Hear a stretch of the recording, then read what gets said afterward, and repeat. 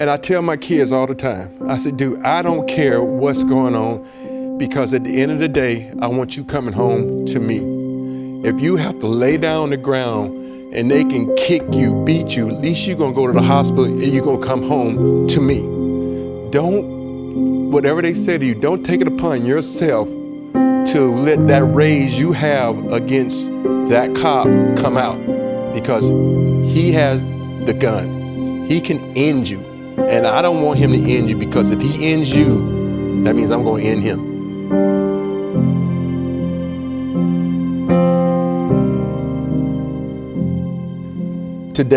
Yesterday, I was sitting there and I started crying. And my wife walks in, she's like, "Are you crying because you turned 50 today?" And I started laughing, like, no. I said, "Did you see the video of this guy getting shot?" And at first, I saw it, I'm looking at it, I thought, well, maybe they're gonna tase him, right?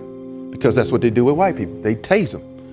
And so I didn't have the volume up, and then Christian walks in the room, he says, "No, Dad, they shot him."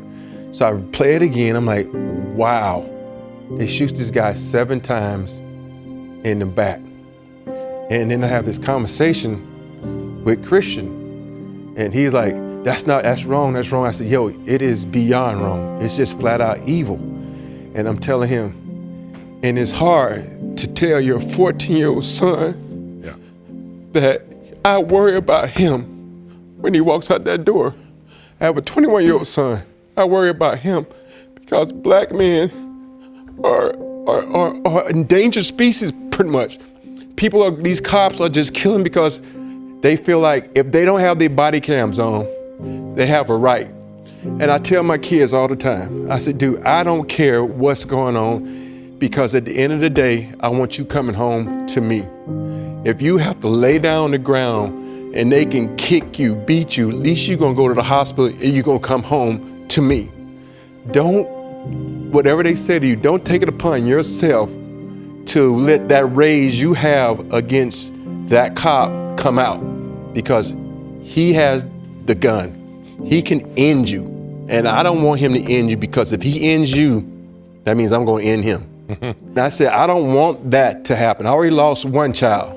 I don't need to lose another. And I don't think people understand, especially white people, how hard it is for black people to watch that. My son is 9 and he's not old enough to leave the house by himself yet.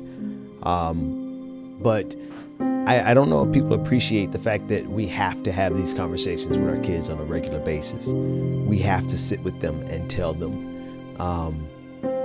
to do their best.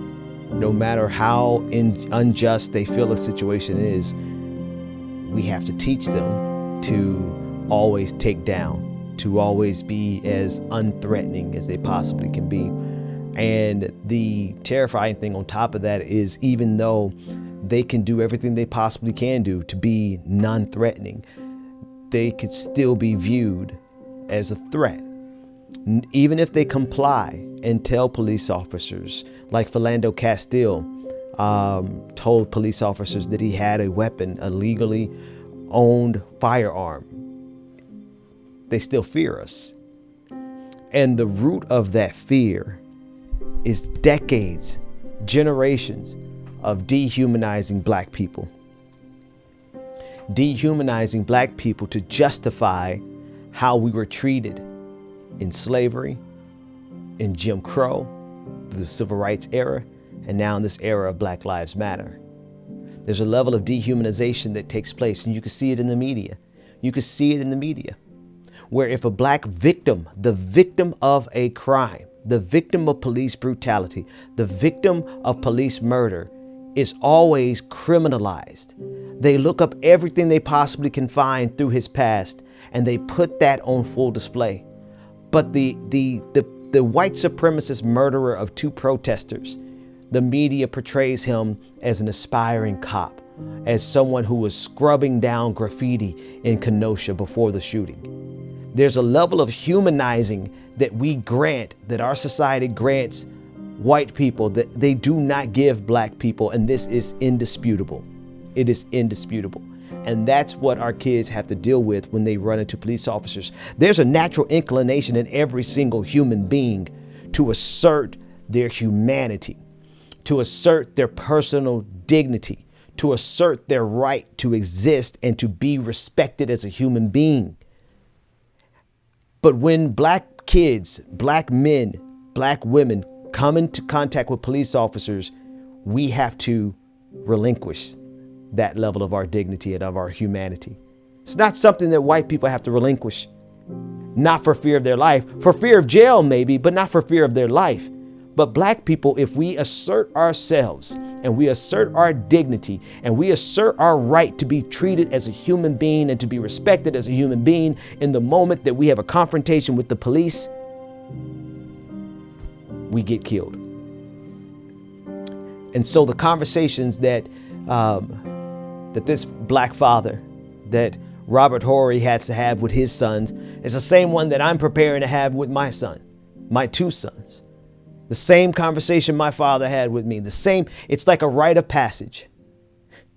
In that moment, no matter how much you feel like you are being disrespected by the police, in order for you to survive, son, you have to sacrifice a piece of your humanity, a piece of your dignity, a piece of your right to be respected. You have to relinquish that, because if you don't, it's a good possibility that you won't come home to me.